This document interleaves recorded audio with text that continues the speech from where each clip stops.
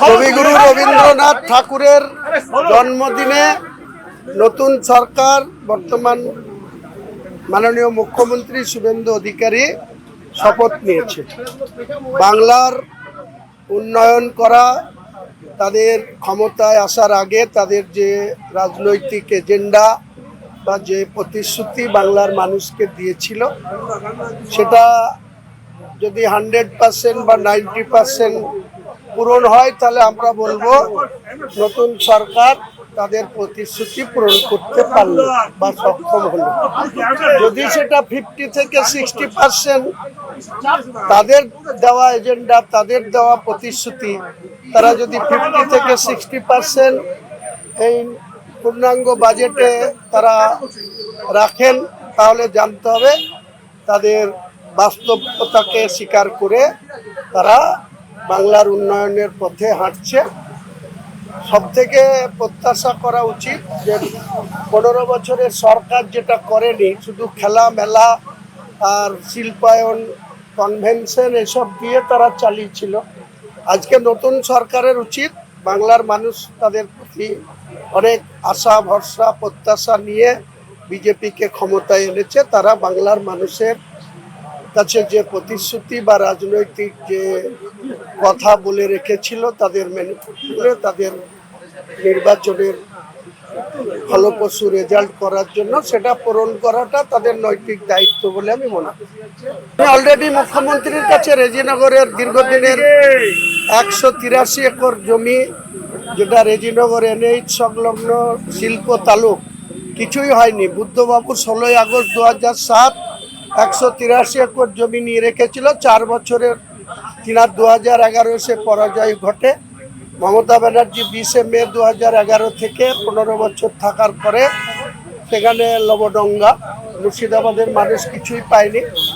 বর্তমান মুখ্যমন্ত্রীর কাছে সেই শিল্প তালুক এবং আরও পাশে একটা সুগার মিল, যেটা রামনগর এবং পলাশী সুগার মিল, দুটো জেলা নিয়ে, যেটা মুর্শিদাবাদের এবং নদিয়ার একদম বর্ডার এলাকা পলাশী, সেটাও একটা অনেক ইম্পর্টেন্ট 8000 একর জায়গা। সেখানে সুগার চাষ হতো, মিল চলতো। সম্পূর্ণরূপে মিল বন্ধ আছে এবং সুগার চাষও হয় না এবং জমিগুলা বেদখল হয়ে আছে। বর্তমান সরকারের কাছে এই দুটো বিষয়ে উল্লেখ করা আছে। দেখি কি হয় আগামী দিনে। আপনাদের দরকার আছে আলোচনা করার। আমি তো মনে করি এসব নিয়ে মাইনর বিষয়। কে কার নামে রাস্তা পরিবর্তন করছে, কার নাম বাদ দিচ্ছে, কার নাম অ্যাডিশনাল যোগ করছে, এ নিয়ে বাংলার উন্নয়নের কোনো কিছু হবে না।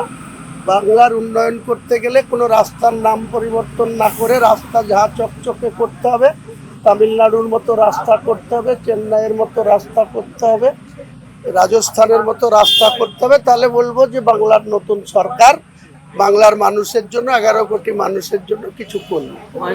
দেখুন, আগে তৃণমূলটার কে একজন ব্যাংক ট্রানজাকশন যাদের নামে থাকে বা যারা অর্থের সিগনেচার অথরিটি থাকে ব্যাংকে, তারা বলতে পারবে এসব নিয়ে। আমি ওদের অভ্যন্তরীণ বিষয়, যদি কেউ কোর্ট যায়, সেই কোর্টে গেলে কতটা তার আইডেন্টিটি সে প্রমাণ করতে পারবে, ব্যাংক অ্যাকাউন্ট কী কারণে পুলিশ ফ্রিজ করতে বলেছে বা করেছে, সেটা তো আইনি জটিলতার ব্যাপার। এ ব্যাপারে আমি কিছু বলতে চাই। উচিত বললাম তো আপনার, মনীন্দ্র মিল যেখানে যে এলাকায়, সেই এলাকায় বিজেপির বিধায়ক জিতেছে বহরমপুর, সুব্রত মৈত্র। বাকি আরও 22টার মধ্যে 8টা সিট পেয়েছে বিজেপি, কম না এটা মুর্শিদাবাদের মতো জেলায়, এবং সেখানে 2 জন মন্ত্রীও পেয়েছে আমাদের জেলা। আগামী দিনে এই জেলাকে, এর আগে আমরা দেখেছি 34 বছরের লেফট ছাগলের 3 নম্বর বাচ্চা হিসাবে ট্রিটমেন্ট করতো মুর্শিদাবাদকে। মমতা ব্যানার্জিও ঠিক তাই, ছাগলের 2 নম্বর বাচ্চা ধরতো। 1 নম্বর বাচ্চার স্থান কোনোদিনই মুর্শিদাবাদ পায়নি। বর্তমান বিজেপি সরকার কি করে সেটা শুধু দেখার অপেক্ষা। এনাদের চেয়ার চাই, এরা বিনা চেয়ারে চলাফেরা করতে পারবে না। একটা চেয়ার চলে গেছে। আগামী দিনে দেখুন না, আজকের পরে যে সমস্ত বিধানসভায় স্ট্যান্ডিং কমিটি হবে, তখন দেখতে পারবেন যে এই বিধানসভার এই বিধায়ক, কলকাতার প্রাক্তন মেয়র, সবার আগে পাবলিক অ্যাকাউন্ট কমিটির চেয়ারম্যান হয়ে বসে পড়েছে। কদিন আগে যারা বিজেপি যাদেরকে চোর বলছিল তাদেরকেই আবার সাধু রূপে চেয়ার দিয়ে বসিয়ে দেবে। এই তো বিজেপিকে নিয়েও সমস্যা আর তৃণমূলকে নিয়েও সমস্যা। বাংলার মানুষ যাবে কোথায়? দেখা যাক কারা চোর ছিল সাধু হয়ে যাচ্ছে, আগামী দিনে মানুষ দেখবে। এরা কি বলার আছে? নিজস্ব মেরুদণ্ডহীন মানুষ যারা দুর্বলতায় ভোগে, যারা অসৎ উপায়ে চলাফেরা করে, যারা অনৈতিকভাবে অর্থ রোজগার করে, তাদের কোনোদিন মেরুদণ্ড সোজা করে কোথাও বিরোধী দলে ভূমিকা পালন করতে পারবে না। তারা যখন যে চেয়ারে আসবে সেই চেয়ারের দিকে তারা ঝুঁকবে, সেটাই ঝুঁকছে। এই দায় বিজেপির যে বর্তমান সরকার, তারা যদি তাদেরকে আবার ওই পুরনো বোতলে নতুন মদ বলে না, তো সেটা যদি ঢোকায় তাহলে সেই পুরনো মদের গন্ধ যখন ছড়াবে তখন এরাও তার থেকে রেহাই পাবে না। যতই সেন্ট লাগাক এদের গায়েও গন্ধ লেগে যাবে।